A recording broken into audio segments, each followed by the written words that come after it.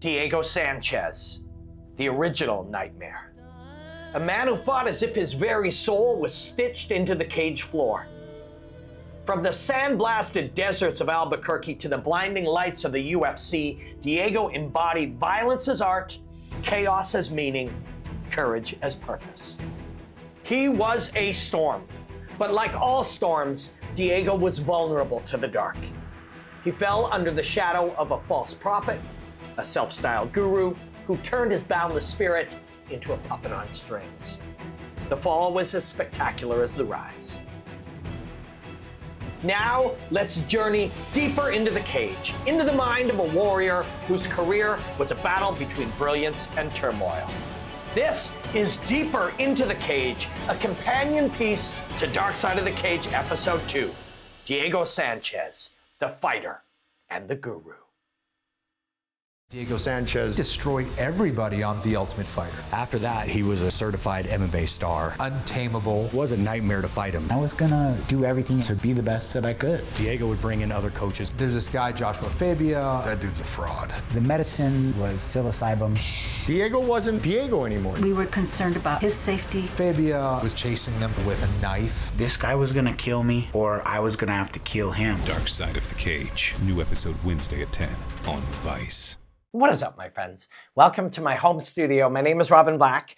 I am a lifelong martial artist and a lover of hand-to-hand combat. I was also the creative consultant for season 1 of Dark Side of the Cage, and I got to coordinate all the fight scene reenactments. A real, an incredible experience I got to do.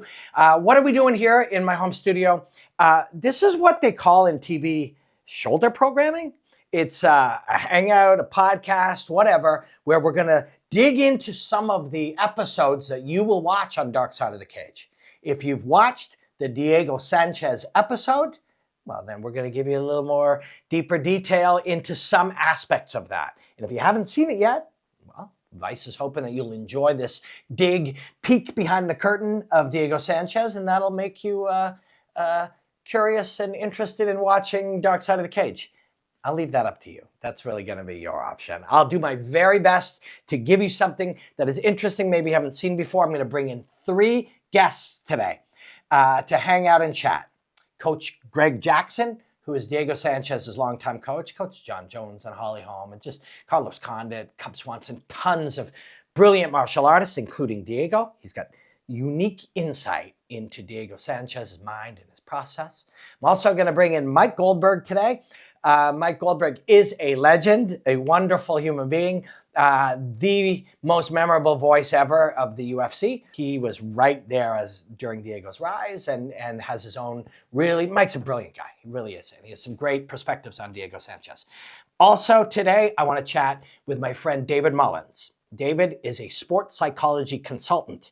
And we're going to use Diego Sanchez's story as kind of a jumping off point to examine why some great athletes, other high performers, singers and actors and such, sometimes can fall prey to a guru or a cult or whatever because, well, this episode of Dark Side of the Cage is called Diego Sanchez, the fighter and the guru.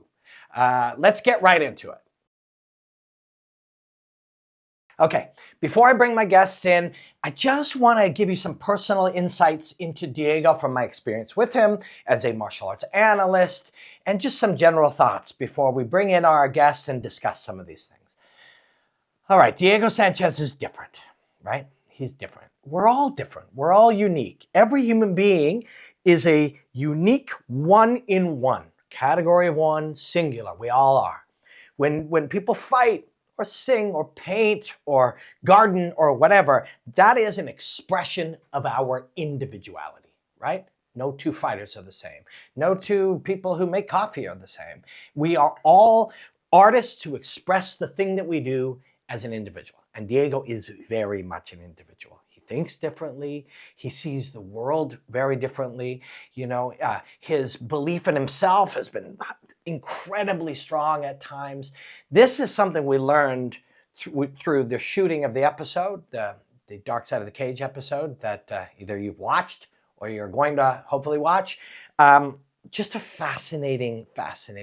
I'm going to speak to 3 people about him today in different ways. there's something you're going to find fascinating when you watch the Dark Side of the Cage episode, and that is how open Diego Sanchez is about his life, about his strange sort of, journey into darkness, as he puts it, when he had this guru character in his life, and all these, twists and turns throughout his life. He tells us things he's never told anybody, ever. And for reasons known only to him, Dark Side of the Cage is when he was prepared to really go into it. He also brought in his mom to talk about it, and it turns out she's a huge part of his story, and a bunch of individual people that help tell Diego's story. And it really is fascinating. When you hear it from his perspective, from his voice, like from his mouth, through his experience, through his lens, you really get a sense of it. But there's nobody like him. We've seen it in the way that he fought. Some of his fights are the most intense, passionate, visceral fights that you've ever seen. I remember personally, a personal story, when I was working at Fight Network and I was doing breakdowns around fighters, and I was trying to explain why, when we watched Diego Sanchez versus Gilbert Melendez, why we feel certain things. And if you look deeply into it, what you find is we all, our vagus nerve, which is a part of the human body, actually becomes stimulated when you watch people suffer through a fight like that. So when we watch Diego Sanchez fight, we experience something, we feel something. We're not just seeing it, we're feeling it, and we're experiencing it, we're living it. He is a fascinating guy, wonderful, kind, sweet, unique individual, and I really think people are gonna freak out when they see this episode. And I think we're going to discover some fascinating things today too when we talk to Coach Jackson, Mike Goldberg, and David Mullins. So let's start first and dig right into it with Coach Greg Jackson. My first impressions of Diego was very intense. He was a very young kid, kind of skinny right out of high school, but he was full of confidence. He was full of fire. He was my first guy to win the Ultimate. He was the first Ultimate Fighter winner, period. So no, he was with me way before that. He started with me. So he got right out of high school. So he was like 17, 18. I don't remember exactly, but he basically graduated high school and then came to the gym. So all that first season and all that Ultimate, that was all us. The first time I came to your gym, Greg, I was there to interview Cub, and I spoke with you, and I looked over. I'd never met Diego at the time, and he was standing on some weird metal contraption that had like some weird kinds of balance thing, and he was standing there with his arms up and his head up in the air, and when he finished to go do something, and he was training hard and almost possessed, and I said, Diego, what is that thing? And he said, Robin, if I took the time to tell you what that was, it would take me all day. And then he ran off to do something, and it just looked like junk to me. Does that sound right? Yeah, he always had a contraption, a new thing, a new something that was going to stretch his spine and his brain. And yeah, there's always something new with Diego. He's very entertaining. He's got a heart of gold on him. He's a sweet guy, but incredibly entertaining just for that reason. He went running one time with these giant spring boots in the mountains, and you never knew what you were going to get with him. And it definitely made life more interesting. I wanted to do one of these episodes on Diego because he's eccentric and fascinating, but also because he's so sweet and kind. And I wanted to make sure that people saw that. When his life hasn't gone perfect, there are adventures in his life that are beautiful and wonderful and inspiring. Then other times there's some difficult periods.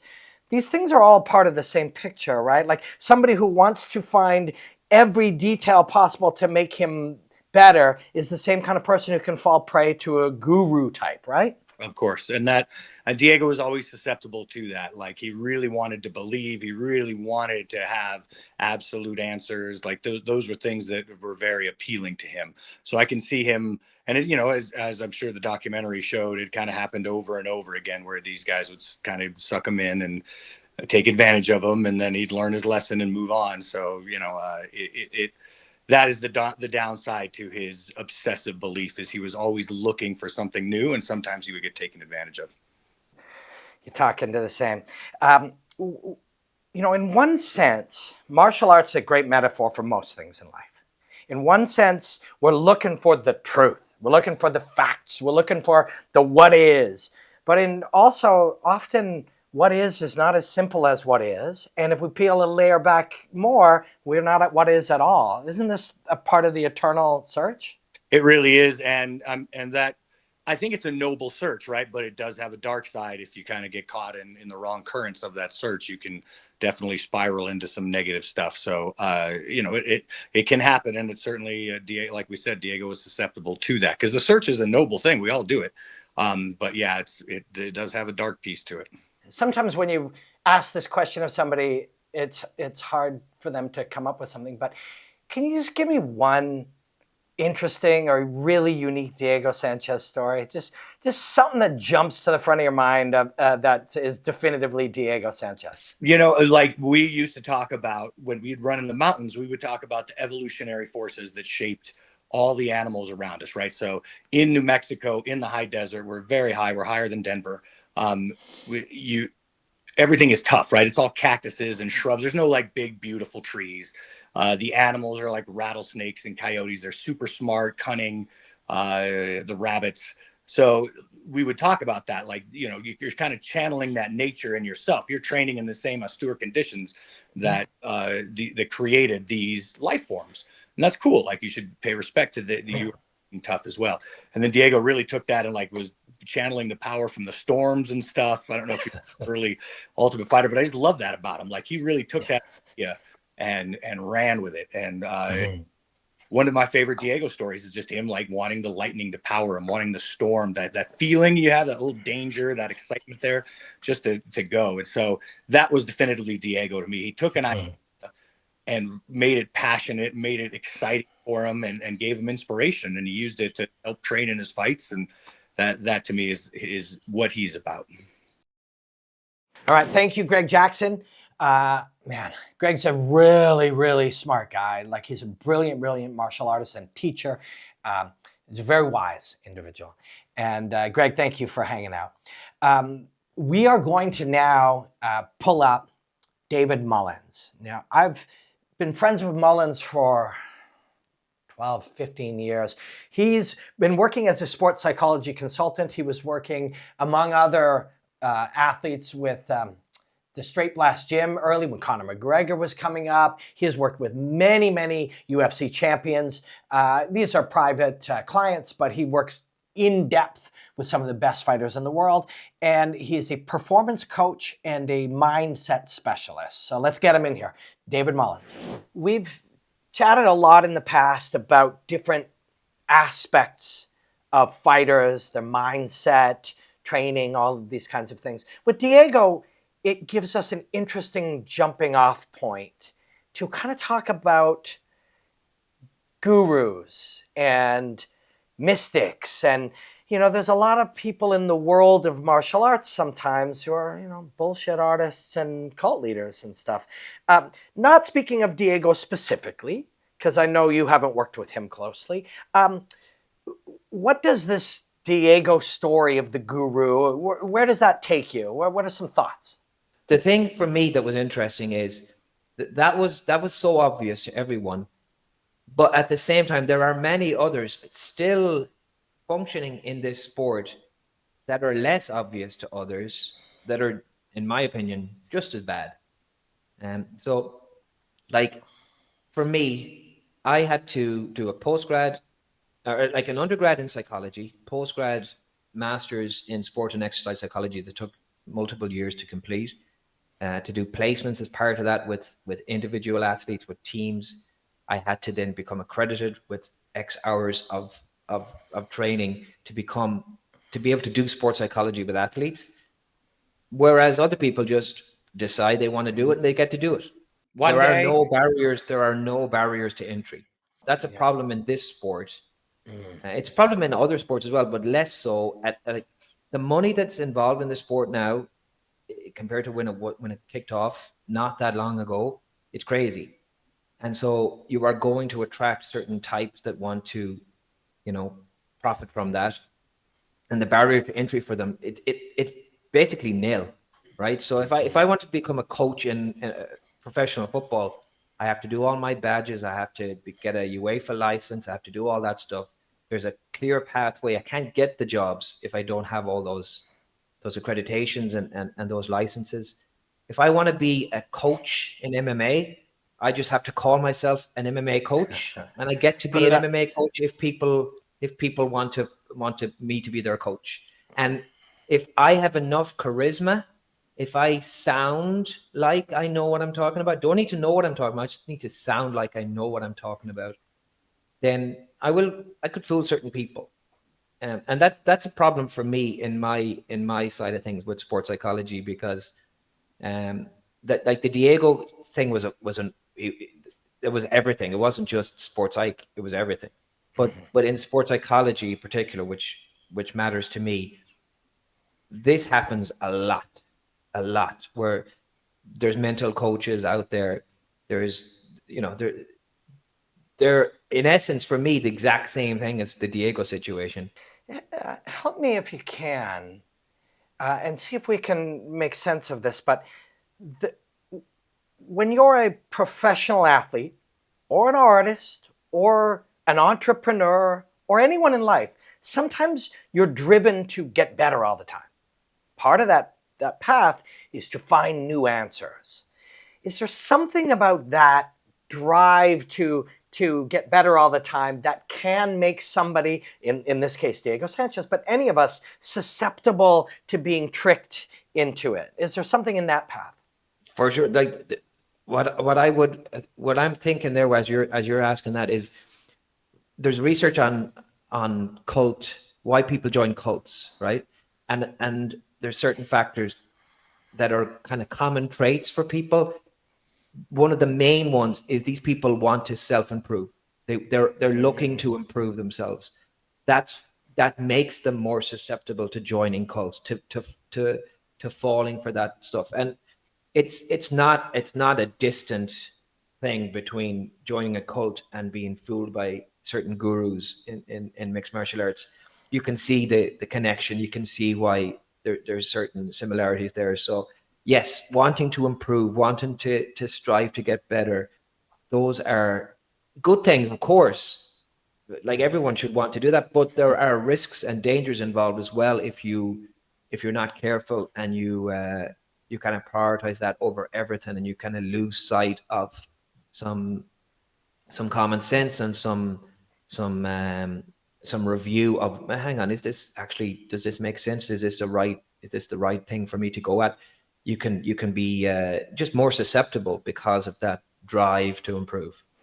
How about a bonus chat? Right now, let's get Rob from McDojoLife in here. Rob specializes in exposing frauds in martial arts. He's been doing so for 20 years. He's an expert in the field. Here's Rob from McDojoLife. Diego was a character, an individual, an eccentric, wonderful guy who is at top of the mountain martial artist. And even he was able to be, I don't know if the word is conned, I don't know, there's a million terms we could use, but we, the viewer, saw him misled by somebody who, to the naked eye, didn't seem to be a real coach.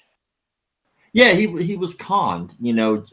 Obviously we're speaking about Joshua Fabia, and he is, I guess you could say, the term guru is a very appropriate term for someone who is definitely a cult leader. He runs a thing called the School of Self-Defense. I do believe off the top. Self-awareness.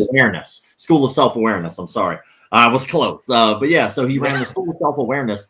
And to my knowledge, the only training I really ever saw that he seemed to receive himself was Systema. From off the top of my head, it looked like maybe he did some Systema. But other than that, he was just a talker. He's one of those people that hits every checkbox when it comes to a cult leader. And when you look at somebody like Diego Sanchez, you used a very good term. Diego's a very eccentric, extremely kind person. He's been nothing but kind to me. When I had, I think 5,000 followers, he would talk to me. He was very polite, always very cordial. Wonderful guy. He's just so nice. And eventually what I found out was apparently Joshua Fabia had taken control of all of his social media accounts. including an OnlyFans account, which is extremely odd and weird when you hear the commentary and stuff like that coming from Fabia. And obviously not something that Diego seemed to really want out there for the world to see. It was a very odd situation, but anyone can be taken advantage of by a con artist.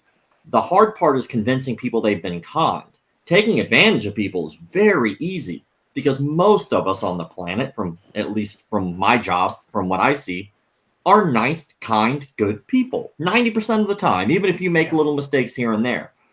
But because of that, we're willing to project that kindness onto other people, even though they haven't earned the right to be called that. And so through martial arts, we give people titles like what we talked about earlier: virtues, honor, integrity, respect, discipline, just because they're good at beating people up. Well, that's a very low bar to give people those high honors and accolades when I can go to any prison on the planet and find a bunch of people who can beat people up who have none of those virtues. Yeah, it's strange. I mean, martial arts at its best does lead to those things: integrity, respect, discipline, all of these at its best. That's what it does. But at its worst, you see some of its worst. I was the creative consultant on Dark Side of the Cage, and when we went and started to talk, and Diego was incredibly forthcoming in the episode, told us some of the stories and his own journey into these kind of sort of darker parts of his own adventure, as he talked about. But we needed to reach out to Joshua Fabia. Of course, we want him to be in the story, but also even legally, when people are talking about you, it's our job to reach out to him. And we reached out to him at the School of Self-Awareness and multiple different platforms, everywhere we could, and he never responded. Does that surprise you? As somebody who seemed to like attention, that when I reached out to him, not in any aggressive way, very inviting him to tell his story, that he never responded. It doesn't surprise me. Like a lot of people online, when I post a video of a con artist or a fraud or a cult leader like Fabia, and I put Fabia in the box of cult leader. He was creating an ideology and a thought process around his belief structure and wanting people to belong into that, even though the outside was telling someone like Diego, which he was getting it from all sides at the time, hey, get away from this guy. He's not good. I mean, most people online are pretty brutal, but they were being so kind when they were like, hey, we're worried about you. And when you see stuff like that from the internet, it's probably time to take note, because most of the time it's just vitriol. But when someone's actually caring about you as a complete stranger, maybe take note. But a lot of these people want to continue the con. And one of the things that I see a lot on comment sections when I post frauds is people saying, well, why doesn't anybody just go beat them up? Well, first of all, other than that being extremely illegal, you can't just walk around and beat people up without you agreeing to some type of a match. But they don't want to pull back the curtain for people to see that they're a fraud.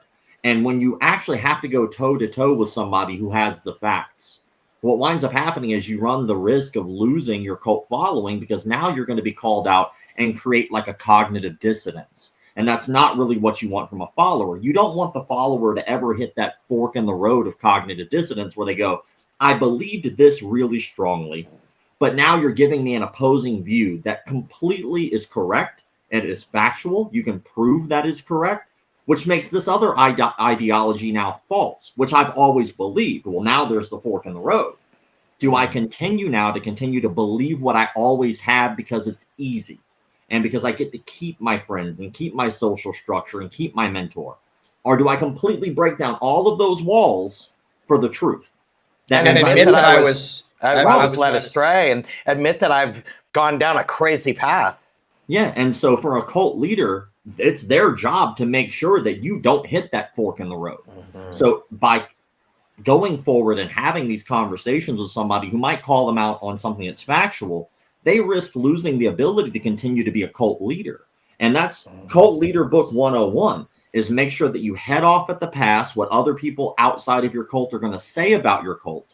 So that way, whenever it does come up, you always get the same term from a cult follower, which is my instructor, my guru, my leader, my priest, whoever it may be who's running the cult says, I knew you would say that. He told me you would say that. Now, before we bring in our last guest, my good friend Mike Goldberg, who was there from the earliest moments with Diego Sanchez and The Ultimate Fighter, I want to just share with you some of my experience. People seem to really, really find process fascinating. I know I do. You know, when you see things out in the world, you wonder how they're made and how they happen.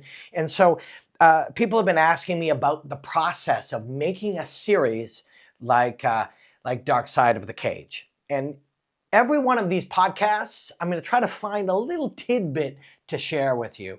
But today, briefly, I want to tell you about the experience as a fight coordinator of trying to figure out how to create Diego Sanchez or any fighter for film or for television, or in this case, as a reenactment for storytelling. So when you're trying to design a fighter, first you have to look at their human mannerisms. There's some broad strokes things that we look at: how they stand, their rhythm, is it mechanical rhythm? Is it a musical rhythm? Is it improvisational? Is it hard to track? Are they arrhythmic? You look at how their forward and backward movement, their weight distribution, but a lot of it is really sort of that fingertip knowledge, how every single human being is slightly different, and that is how we express ourselves when we move as well. Diego, when he's fighting, there's a real intensity to him.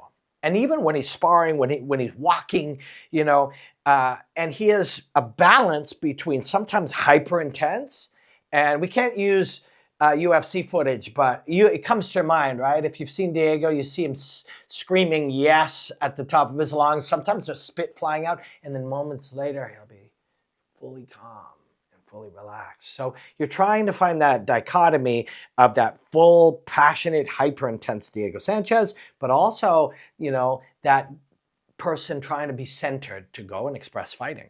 Now, in this case, and with every fighter, you're looking for those identity, those isms, those little things unique to them. In this case, we had a fighter named Will Romero, who is a very accomplished, high-level professional MMA fighter. If you look him up, he's been fighting for many years. He was a military man before that. He was a high-quality martial artist. And with Will, he's able to, when you ask him, some of these people are actors that you're trying to help and coach and teach to be able to move like a fighter. In this case, this was a high-end combat artist, mixed martial artist, pro fighter, that you had to just help him move towards the identity of it. And so he was able to take to it supernaturally. You just say more intense. In fact, Will is crisper in the way that he strikes than Diego was in some respects. Now, Diego, of course, highly technical martial artist, but when Diego fights, that emotion sort of deteriorate. You trade. I shouldn't say deteriorate. You trade some of the technical qualities for the intensity and the emotion and the desire. And that trade is present in most fighters, especially the passionate ones. So with Diego and with Will playing Diego, it was a case of, wider, rougher, grit your teeth more. But he took to it beautifully and very easily. One other fascinating tidbit is the young man who was playing Joshua Fabia. We would bring him in to sort of, and he was not a martial artist, but he was a good mover and a great actor. So we had him move around, but there were moments where they had to work together. And so in a case like that, as the fight coordinator, you come up with some strategy of the way that they're going to express that. And then you have the pro fighter try to carry and protect the other guy through the motion. So it's like having a pro wrestling scenario or a stuntman scenario where one is a trained stuntman and the other is not. It's the job of the one to protect the other. But these are just little tidbits. People have been reaching out to me and asking me questions as to the process. In a couple weeks when we do the Tough episode, I'm going to try to give you an overall little breakdown of actually how a TV show like this is made, the entire team and all the different puzzle pieces involved. But if you find this kind of thing fascinating, please leave it in the comments and hit me on Twitter and send any questions you got for this. But enough of me. Let's get into Mike Goldberg. You were right there when this kid came out of nowhere. Tell me what you remember when you first saw this Diego Sanchez kid. Diego Sanchez, yoga in the rain. Boom. That's it. Mic drop. Yoga in the rain. Yeah. That is what I thought of with Diego Sanchez. And Robin, it's fun to look back at some of the pictures from season 1. And Diego's in the full splits right in front of the whole crew of The Ultimate Fighter season 1. Diego was a beast. Diego came in as one of the most experienced guys. He had obviously been with, Greg Jackson and Mike Winklejohn for a very long time, being an Albuquerque guy. And I always teased Kenny Florian that Diego fought a very chubby Kenny Florian in the finals. And when I used to say Forrest Griffin, the original Ultimate Fighter winner, Diego would go, whoa, Goldie. Yeah. My fight was before that fight. So doesn't that make me the original Ultimate Fighter winner? And of course, who's going to argue with Diego Sanchez? I'm going to go from yoga in the rain to, a guru hanging upside down, being hit with a blindfold on and the other weird stuff. But before I do, when you were sitting in that era, you and Rogan were sitting next to the cage, every night, every fight, every performance was probably wild, but there were some that jumped out different. And let me suggest that some of the Diego Sanchez fights were some of those. Oh, absolutely. Diego and Clay Guida, forget about it. I mean, just, all out war, swinging head down, arms flying. Diego's walk-ins were epic with the mean face. Mm-hmm. And just his whole demeanor as he entered the combat zone, the octagon, and then worked his way into the cage. He was a man focused. And if you looked in those eyes and you didn't, I wouldn't say if you didn't know any better. If you looked in those eyes, you knew as his opponent, you better be ready. Yeah. Because he had a look that could tear through a lot of fighters in this world. And he fought with ferocity. He never left it in the octagon, if you would say, or left anything in the octagon. He always did everything he could to earn victories. And Diego was truly a nightmare and extremely talented on all levels. You can go to some pretty wild places with a guru, false prophet, cult leader, whatever you want. And Diego really did. Were you kind of watching that unfold at the time? Absolutely. And we were getting bits and pieces, yourself included. We were getting bits and pieces of it early on as the relationship kind of grew, unfortunately for Diego. And I remember more off the air, but I remember Joe telling me if it wasn't once, it was 25 times. This dude that Diego's with is crazy. He's a fraud. He doesn't know anything, and he's going to hurt Diego Sanchez. And Joe was absolutely right. And then as we saw more and more and more of it, there's press conferences where Ferreira he was answering more questions than Diego was. He was all of a sudden the voice. He wanted to be the focal point. Mm-hmm. And we all know that the greatest coaches and the greatest trainers in the world are the ones who always put their fighters first and always put their fighters in the spotlight. Mm-hmm. And if they get some credit along the way, they'll take it, but they'll never steal the mic from the man who actually, or woman who actually is getting into the competition in any sport. And we'll get more, I know, Robin, into the weird training and the different stuff that happened. But that was the thing that really stuck out with me early on is, you asked Diego a question in a presser, and Diego doesn't even have a chance to address the question and give you an answer because Zen Man was already 3 sentences into his BS.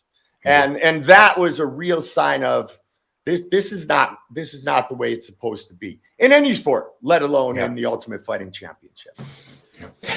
Well, I'm happy to. I don't know how much you've been in touch with Diego or come across him in the recent times, but he seems to be doing really good. And he's a genuinely, as you know, sweet and kind and wonderful human being. Absolutely, 100%. And I believe that's why there was a big part of the MMA world that was confused, and justifiably so. And that Diego had moved to San Diego. Diego, with fiance or married, and then that didn't work. I mean, there were a lot of different factors going on. And I think, unfortunately, Robin, at that point, people didn't see Diego as that sweet, caring person that you and I both know that he is. Mm-hmm. And he is emotional. So if something happens that hurts his feelings, he's man enough to show his reaction. If it's tears, if it's whatever, he's man enough to say, this hurt. Like, not, I'll work through it. No, he would say, this hurt. I depended on this person.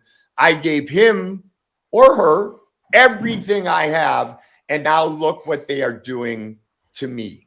And I've got a BYB on Saturday in Albuquerque. We're doing our open workouts on Thursday at Jackson Wink. Thank you for sharing Greg's number with me. I text him right away. He's like, I can't wait to see you, Goldie. That's so good. So I'm sure I'll get a chance to see Diego when I'm in Albuquerque. And I know the first thing we'll do is give each other a big hug. And I'll tell him I'm glad he's doing well, because he was really in a bad place. And he was in a bad place when he went to that one person, and that one person took him right into the abyss. All right. Thank you so much for watching or listening on Vice Podcasts. This is such a pleasure to do. And really, we're just making this ourselves. My friend Chase and I, there's nobody else. We just get to hang out here. It's a real gift. We just get to hang out and do our best to offer some more layers around these great episodes of Dark Side of the Cage. We make them and give them to you for free. Do with them what you will, but I hope you enjoy them. In the coming weeks, it's only week 2. Now, you can be watching this anytime, but as we are doing this, it's only week 2. Diego Sanchez is episode 2. There are 10 episodes of Dark Side of the Cage. They are every single Wednesday, I believe 10 p.m. Eastern time, but don't quote me on that. Next week, we continue moving on. This is about Evan Tanner, and Evan Tanner's story is an incredible, incredible story. That will be the next Dark Side of the Cage. It will also be the next Deeper Into the Cage. We release these every Wednesday on Vice YouTube, and then it trickles out on Vice Podcasts. Thank you so much. Man, so many good ones ahead. Evan Tanner is next. We got Nick Diaz coming up. We got a double episode of Pride War Machine at the end of the series. It's a beautiful series. It was a gift to work on. And thank you for hanging out with me and digging a little bit deeper into it and chatting with some people around it. This is a real joy to do, and I really appreciate you. Until next time, enjoy the hostilities, my friends. Diego Sanchez destroyed everybody on The Ultimate Fighter. After that, he was a certified MMA star. Untamable. It was a nightmare to fight him. I was gonna do everything to be the best that I could. Diego would bring in other coaches. There's this guy, Joshua Fabia. That dude's a fraud. The medicine was psilocybin. Diego wasn't Diego anymore. We were concerned about his safety. Fabia was chasing them with a knife. This guy was gonna kill me, or I was gonna have to kill him. Dark Side of the Cage. New episode Wednesday at 10 on Vice.